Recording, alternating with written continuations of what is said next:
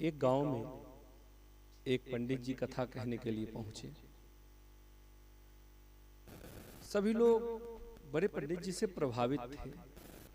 हर कोई पंडित जी से मिलने जाया करता था। उसी गांव में एक किसान भी था। वो किसान मूर्ख था, पढ़ा लिखा नहीं था। अच्छा, उसने देखा कि पंडित जी की बड़ी प्रशंसा हो रही है। पंडित जी के प्रभाव को देख करके उसने भी सोचा कि मैं भी चलूं, कथावाचक जी से मिल लूं। लेकिन वो किसान तो ठहरा मूर्ख, गंवार, कोई मिलने ना दे। जब मिलने जाए तो लोग कहे कि तुम क्यों जा रहे हो, तुम क्या करोगे उनके पास जाके। अब वो किसान बड़ा परेशान, कोई मिलना तो मुझे भी है। उसने सोचा कि पंडित जी जब अकेले हो तब मैं उनसे मिलने जाऊं। अच्छा, वो अकेले तो कभी नहीं रहते। गांव में सवेरे शाम कथा कह रहे हैं। कथा के अतिरिक्त जो समय बचता था उसमें कोई ना कोई पंडित जी के पास आता जाता रहता था। उसने सोचा कि हाँ, एक समय है जिस समय पंडित जी अकेले मिलेंगे। तो कब? तो जब वो शौच जाएंगे। जब वो शौच के लिए जाते हैं उस समय वो अकेले होते हैं। अब ऐसे स्थान पर, ऐसे समय पर तो व्यक्ति अकेले ही जाता है। बस प्रातः काल हुआ, पंडित जी लोटा उठा करके खेत की ओर जब निकल पड़े तो पीछे से वो किसान भी चला गया। पंडित जी सुनिए, पंडित जी सुनिए। अब पंडित जी तो बड़ी जल्दी में, सवेरे का टाइम है। पंडित जी ने कहा, अरे अभी कुछ मैं नहीं सुनूंगा, अभी कुछ भी नहीं सुनने वाला हूं मैं। नहीं नहीं, मेरी बात सुनिए, कोई आपसे मिलने नहीं दे रहा, अभी सुन लीजिए मेरी बात। नहीं नहीं, अभी मैं कोई बात नहीं सुनूंगा, अभी कोई बात नहीं करूंगा।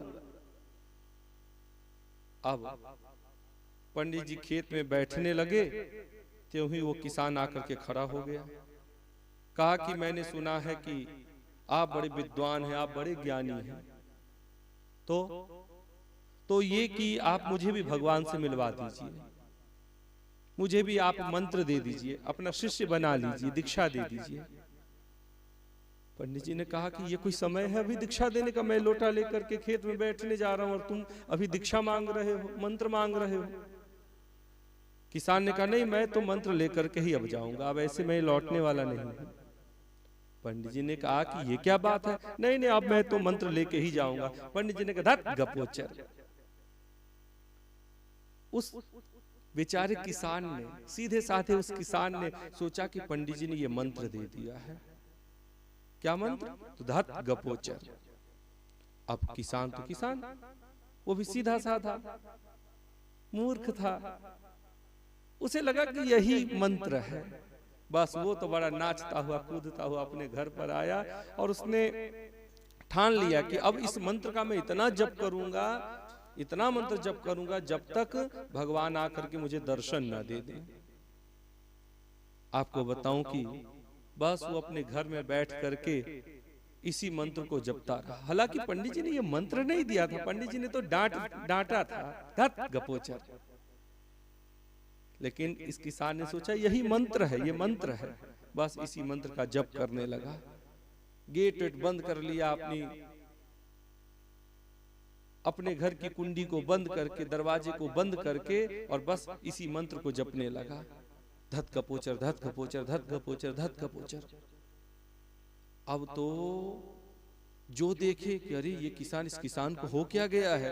ये कमरे में अपने आप को बंद करके बस मंत्र जपे जा रहा है, और मंत्र भी कैसा? तो धत गपोचर। ये कौन सा मंत्र है?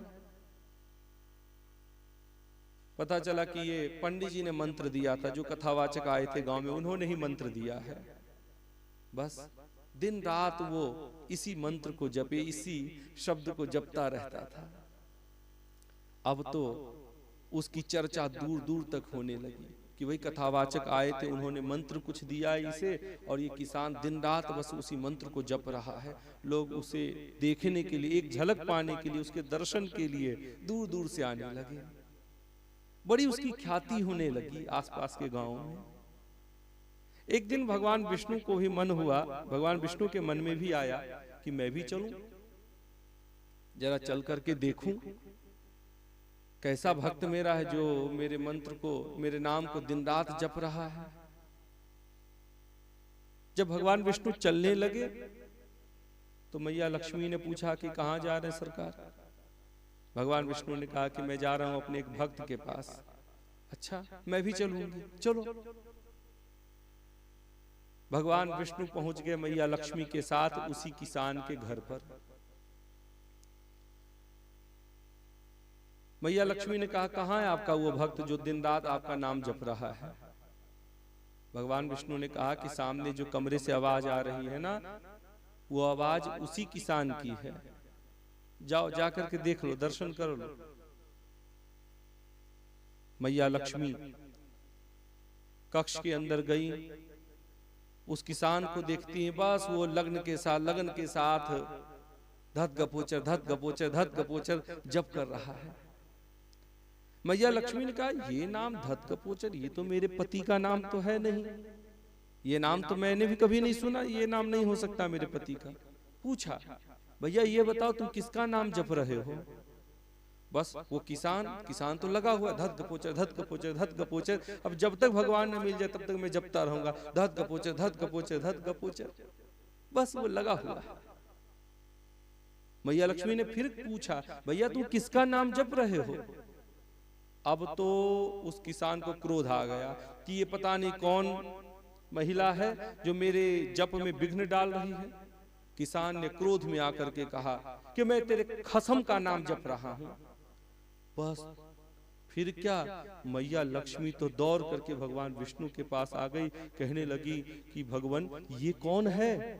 अरे इसे कैसे मालूम कि मैं लक्ष्मी हूँ, ये मुझे कह रहा है कि मैं तेरे खसम का नाम जप रहा हूँ। इसे कैसे मालूम कि मैं आपकी पत्नी हूँ, मैं तो वेश बदल करके गई थी इसके पास।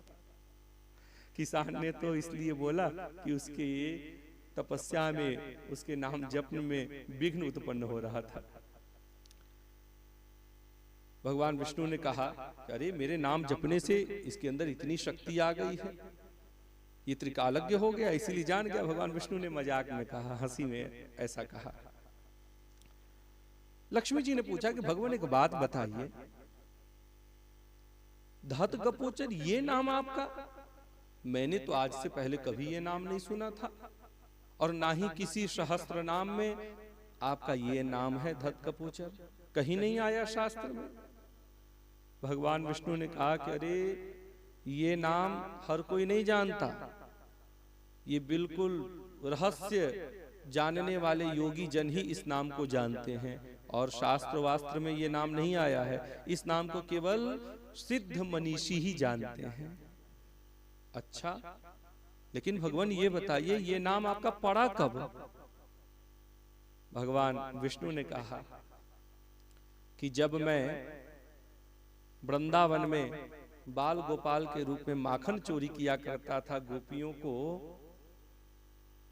प्रसन्न करने के लिए, उनके आनंद को बढ़ाने के लिए, तो एक दिन एक प्रभावती नाम की गोपी ने मुझे पकड़ लिया माखन चोरी करते हुए। जैसे ही मैंने भांड में हाथ डाला था माखन के भांड में, वैसे उसने आके मेरे हाथ को पकड़ लिया। अब उसने पूछा कि कन्हैया तुम क्या कर रहे थे यहाँ।